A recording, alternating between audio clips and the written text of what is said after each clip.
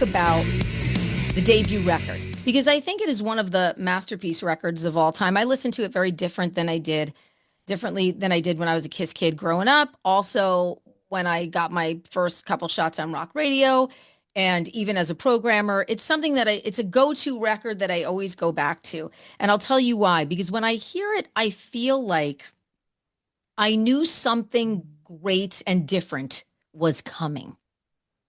There's something that I hear in that record that I knew something was coming and I just didn't know what was coming. When you hear that record, Gene, what's the thing that you take away now listening to it? I think probably it's the most honest record we've ever done. Doesn't have to be the best, but painters and artists talk about the honesty of innocence. Before you learn to do things like kids, the most honest art is when a small child dips into mud or poop, in the bathtub and starts, like creating imagery and stuff. That's the most honest expression of art before you know form and function and any of that stuff. So we didn't know anything about the recording process. We barely knew how to tune the instruments, and we sort of could write songs and based on our love of we were Anglophiles, loved the English version of what the Americans invented, which is rock and roll and blues, and became rap and all that. It all started here, but come on, the the English gave us the Beatles and Zeppelin and stuff, and we gave them the Grateful Dead. It's just leagues apart. Nothing American ever rose to that level with people that play guitar. Nothing, not even close.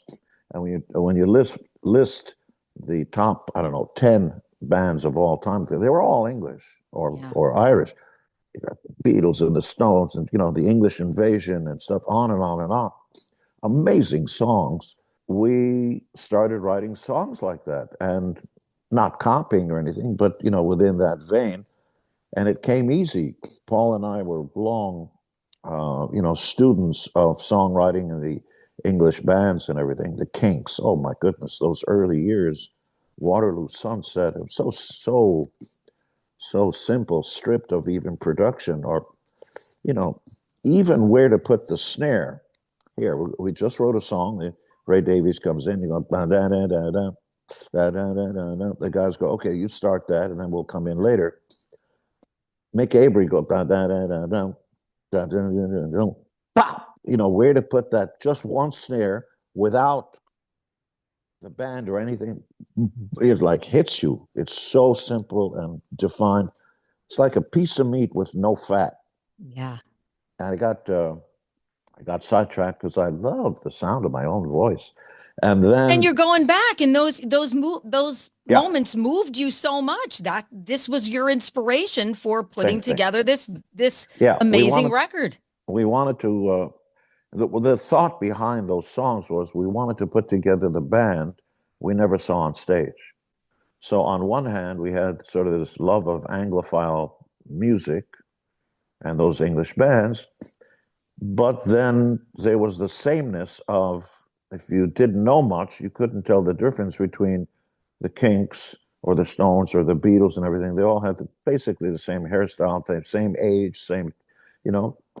Except the Beatles, everybody sang, everybody was a star. That was a major, major difference. Yeah. And so we looked at the Beatles as a template. Huh. Wouldn't it be great If everyone was a star. if everybody sang lead? That was Yeah. like, wait a minute. In the Stones, it was Jack. In the Kinks, it was Ray Davies. Like on and on and on. Hey, Aerosmith, it's Steven. Nobody else sings. But in Kiss, everybody sings songs.